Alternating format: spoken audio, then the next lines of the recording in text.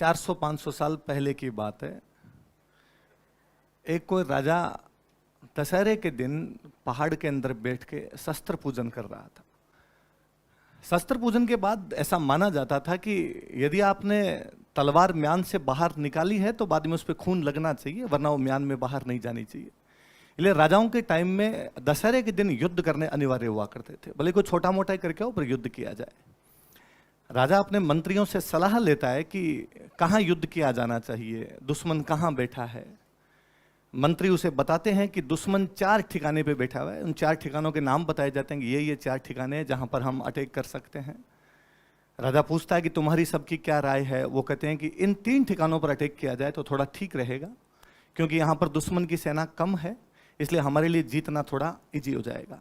चौथा ठिकाना सबसे टफ ठिकाना है, जहाँ पर दुश्मन की सेना सबसे अधिक है, दुश्मन वहाँ पर सबसे अधिक चौकस होकर बैठा है, दुश्मन का रसद पानी हथियार वगैरह सबसे ज़्यादा है, और सबसे बड़ी बात दुश्मन का जो सबसे बड़ा सेनापति है वो खुद उस जगह पर बैठा हुआ है। राजा कहता है कि हम इस चौथे ठिकाने पर करेंगे, क्योंकि यहाँ पर दुश्मन के लिए तो सर्टेनिटी है कि वो पक्का जीत जाएगा, पर हमारे लिए अनसर्टेनिटी है कि हमारे वहाँ जीतने के चांस कम है, इसलिए यहाँ पर ज़्यादा चांस लिया जाना चाहिए, क्योंकि दुश्मन निश्चिंत है। वो राजा उस जगह पर अटैक करता है, दुश्मन की पूरी सेना को लगभग मार देता है, या 36,000 के आसपास दुश्मन के सैनिक सरेंडर कर देते हैं। उस राजा का नाम है महाराणा प्रताप। वो 1582 का युद्ध है, दिवेर का युद्ध, जिसमें अकबर की पूरी सेना काट दी गई थी। हम में से बहुत से लोग हल्दी घाटी युद्ध को जानते हैं, उस दिवेर को नहीं जानते। उस हल्दी घाटी के ठीक 6 साल बाद वो दिवेर में युद्ध था। मैं जब दिवेर के युद्ध का इतिहास पढ़ता हूँ तो मुझे दोनों चीज़ें लगती है। मुझे लगता है कि अनिश्चितता, या जिसे हम अनसर्टेनिटी कहते हैं, वो कितनी शुभ, सत्य और सुंदर है कि राजा ने उस समय भारत के सबसे बड़े राजा को न केवल मेवाड़ से बाहर खदेड़ दिया था, बल्कि अगले 4 साल में मुगलों की 36 चौकियां यहाँ से उड़ा दी गई थी। उस दिवेर के युद्ध को हम भले ही जानते हो या ना जानते हो, एक बहुत वेल नोन हिस्टोरियन रहे जिनको father of history of Rajasthan कहा जाता है, जेम्स टोड। उन जेम्स टोड ने उस युद्ध के बारे में लिखा था कि वो मेवाड़ का मैराथन है, वो मेवाड़ का मैराथन है। मैं जब पुनः उस मैराथन की बात करता हूँ तो वापस ईसा मसीह से भी कोई 490 साल पहले ग्रीस के अंदर एक मैदान है, जिस मैदान का नाम है मैराथन। वहाँ पर अपने ईरान का राजा अटैक कर देता है, डेरियस। आप जो बच्चे बैठे हैं मैं आपको बताऊं कि डेरियस वह राजा था जिसने भारत पर आक्रमण किया था। हमारी रिटर्न हिस्ट्री ये कहती है कि भारत पर पहला विदेशी आक्रमण करने वाला राजा वो डेरियस था। 515 BC के आसपास उसने भारत पर अटैक किया था। हालांकि हमारे भारतीय इतिहास में हमने डेरियस का नाम दिया दारा सिंह। ये दारा शब्द उस डेरियस से लिया गया हमारा। डेरियस जब अटैक करता है तो डेरियस की सेना बड़ी भारी सेना होती है। इतिहासकार कहते हैं कि 30,000 से लेकर 1 लाख के आसपास लोग रहे होंगे उसमें। उस समय ग्रीस में 2 शहर हुआ करते। एक शहर का नाम था एथेंस, एक शहर का नाम था स्पार्टा। स्पार्टन्स जिनकी आपने 300 मूवी देखी हो। एथेंस वो शहर था जो पढ़ाई लिखाई जानता था, जहाँ के 3 बड़े फिलोसोफर यदि आपने सुने हो तो सोक्रेटिस, एरिस्टोटल, प्लेटो वहाँ के हुए थे। एथेंस पढ़ाई लिखाई में थोड़ा ज़्यादा ध्यान दिया करता था। जब डेरियस एथेंस पर अटैक करता है तो एथेंस वालों को लगा यार पार नहीं पड़ेगी, इस मैराथन के युद्ध में यदि हम लड़ेंगे तो हमारी पार नहीं पड़ेगी, इसलिए स्पार्टा वालों से सहायता मांगते हैं कि स्पार्टा वालों सहायता भेजो। उन दिनों में बरसात का सीजन था, घोड़े चल नहीं सकते थे, इसलिए एक लड़के को कहा गया कि तुम दौड़ कर जाओ, भाग कर जाओ, और स्पार्टा वालों को कहो कि हमारा युद्ध होने वाला, वो हमारा साथ देने के लिए आए। उस लड़के का नाम था फिस्पिडीज। वो 48 घंटे लगातार दौड़ा, 150 मील दौड़ा। स्पार्टन्स को जाकर उसने कहा कि आप हमारा साथ देने के लिए आइए, हमारा देश एथेंस मैराथन के मैदान में डेरियस की एक बड़ी सेना से लड़ रहा है, हमारे पास केवल 9,000 फौजी है, दुश्मन के पास कम से कम 50,000 के आसपास की फौज रही होगी, तो आप हमारा साथ देने के लिए आइए। अपने यहाँ पे कहते हैं भद्रा लग गई, भद्रा में शुभ काम नहीं करेंगे। उन्होंने कहा हम पूर्णिमा के बिना शुभ काम नहीं करते, इसलिए हम नहीं आ पाएंगे। एथेंस अकेला लड़ता है, वो 9,000 सिपाही डेरियस को उस मैराथन के मैदान में हरा देते हैं। इसलिए जेम्स टोड कहता है जिस प्रकार एथेंस की एक छोटी सी सेना ने मैराथन के मैदान में डेरियस की एक बड़ी सेना को हरा दिया था, उसी प्रकार महाराणा प्रताप की एक छोटी सेना ने दिवेर के युद्ध में और अकबर की एक बड़ी सेना को हरा दिया था। इसलिए निश्चित रूप से दिवेर मेवाड़ का मैराथन है। आप सबने मैराथन दौड़ नाम सुना होगा कि मैराथन दौड़ होती है, लंबी दौड़ों को हम मैराथन दौड़ कहते हैं। उस लंबी दौड़ का नाम मैराथन दौड़ इसीलिए पड़ा क्योंकि पहली बार मैराथन के युद्ध में भाग लेने के लिए स्पार्टा को बुलाने के लिए एक लड़के ने लंबी दौड़ लगाई थी। अनसर्टेनिटी से कितनी शुभ वस्तुएं निकल कर आती है। हम सब मैराथन की दौड़ के बारे में जानते हैं, हम नहीं जानते कि एक लड़का अपने देश को बचाने के लिए 48 घंटे में 150 मील दौड़ गया था, ऑफिस पीडीज था। जब अनसर्टेनिटी की बात की जाती है तो मुझे एक चीनी दार्शनिक याद आते हैं। एक चीनी दार्शनिक रहे जिनका नाम है लाओ त्से। उन लाओ त्से का एक स्टेटमेंट है कि जीवन के रहस्यों का आनंद लिया जाए। अक्सर हम लोग ऐसी जिंदगी जीना चाहते हैं जिसमें निश्चितता हो, हमें लगे कि हाँ ये पक्का हो जाएगा। यदि जीवन की रहस्यों का पता ही चल गया, आगे पता ही चल गया क्या होने वाला है, तो जीवन बेहद नीरस हो जाएगा। कि काजोल की एक मूवी आई थी गुप्त, कि गुप्त मूवी देखने के लिए गए। पहला शो छूट रहा था, दूसरे शो के लोग घुस रहे थे। पहला शो छूट के जो लोग आ रहे थे उनमें से कोई एक चिल्लाया कि सारे खून काजोल करेगी, सारे खून काजोल करेगी। अब अगले 3 घंटे तक मूवी का डायरेक्टर मूवी में खूब सस्पेंस क्रिएट करता है कि मर्डर किसने किया है, पर उन सबको पता था कि सारे खून कौन कर रही है, काजोल कर रही है। इसलिए 3 घंटे बहुत बोरिंग कटे।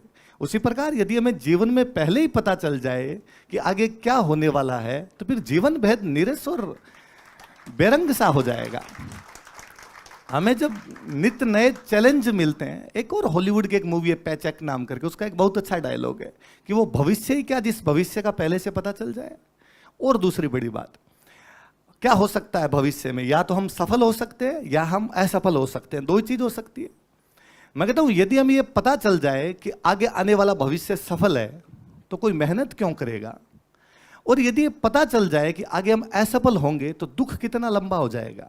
अब नॉर्मली क्या होता है कि हम असफल होते हैं, उस समय दुख होता है, हाथों हाथ हमें दूसरी चीजें मिल जाती है जिनमें हम सुख ढूंढ लेते हैं और उन चीजों से हम दूर हो जाते हैं।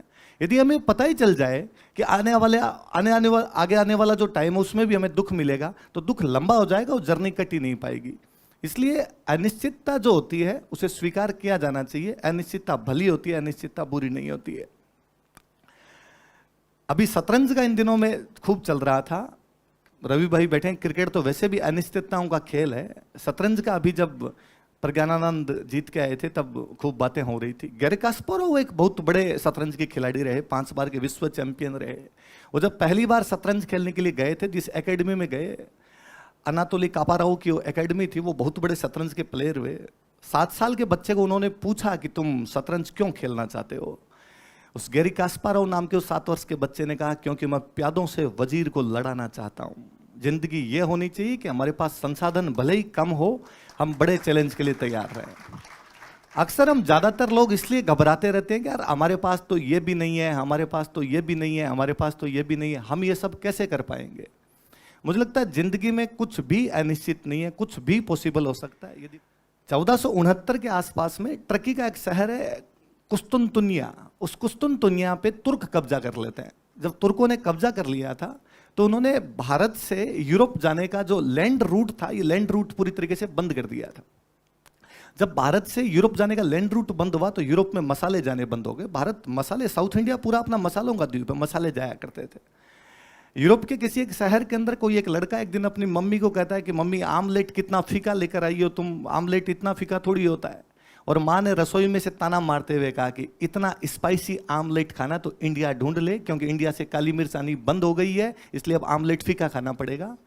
वो लड़का वहां से जहाज लेकर निकलता है। इंडिया तो नहीं ढूंढ पाया था, पर उसने दुनिया का एक नया रास्ता खोल दिया था। वो अमेरिका खोज देता। उस लड़के का नाम था कोलंबस। अनसर्टेनिटी के अंदर कितनी संभावनाएं बसी हुई है, लेकिन उसका उल्टा भी हो सकता है। मैं जब आपको सारे पॉजिटिव बातें बताता हूं तो हमें लगता है यार सब कुछ अच्छा है, पर आप में से खूब सारे लोग सोचते होंगे कि सर गलत भी तो होता है, कई बार बहुत बुरा हो जाता है। और हम किसी चीज के अंदर चले गए और उसमें हमें पता था निश्चित नहीं है। हम निश्चितता को इसलिए तलाशते हैं कि हमें लगे कि यार मामला एकदम सेटल थोड़ा बैठ जाए। और यदि हमने ऐसे किसी में हाथ डाल दिया और उसमें अनिश्चितता ही मिलनी है, बाद में वो जो दुख होता है उसको झेल कैसे पाए। मैं एक टीचर हूं, आज टीचर्स डे के दिन भी मैं ये सब बात जब बोल रहा हूं तो मैं पिछले 2-3 महीनों में कोटा में या बच्चों में जहां कहीं और सुसाइड की समस्या देखता हूं, तब मैं बड़ा अजीब सा लगता है कि यार हमें से कैसे लोग हो गए, बच्चे सुसाइड कैसे करने लग गए। तब मुझे लगता है कि यार बच्चों के पास में एक सपोर्ट सिस्टम नहीं है। पेरेंट्स, आप जितने लोग बैठे हैं, मैं आप सब लोगों से कहना चाहूँगा कि पेरेंट्स हो अपने बच्चों पर अपनी चीजें मत थोपिए। खलील जिब्रान एक बहुत बड़े दार्शनिक हुए, उनकी बहुत अच्छी लाइन है। वो माता पिता को कहते हैं कि तुम बच्चों को प्रेम दो, तुम बच्चों को आजादी दो, बस बच्चों पर ज्ञान मत दो तुम। अक्सर माता पिता ने अपना ज्ञान बच्चों को देना शुरू कर दिया है। वो बच्चों से चाहते हैं कि बच्चे वैसे ही करें, इसलिए बच्चा जो फेल होता है तो उसे ये नहीं लगता कि मैं फेल हुआ हूं, उसे लगता है मम्मी पापा भी फेल हो गए हैं। वो ये जो डबल वाली चीजें झेल नहीं पाता है। इसलिए बच्चों के आसपास में सपोर्ट सिस्टम डेवलप कीजिए, ताकि उस सपोर्ट सिस्टम की वजह से बच्चा सर्वाइव कर जाए, उसे नहीं लगे कि उसकी जिंदगी के अंदर किसी भी प्रकार की अनसर्टेनिटी है। वो जो असफलता मिली है उसको भी चैलेंज की तरह ले और उससे बाहर निकल कर आए। जैसलमेर का किला 1155 ईस्वी के अंदर बना। मैं जब बच्चों से पूछता हूं कि यार जैसलमेर का किला 1155 में बना, तो राजा इतने रुपए कहां से लाया? 1000 साल पहले इतने रुपए कहां से इतना बड़ा किला बनाने के लिए? तो स्टूडेंट कहता है टैक्स लिया था। किस बात का टैक्स? की खेती का। तो वो तो आज भी नहीं होती अपने, तो उस टाइम तो एकदम भी नहीं होती होगी।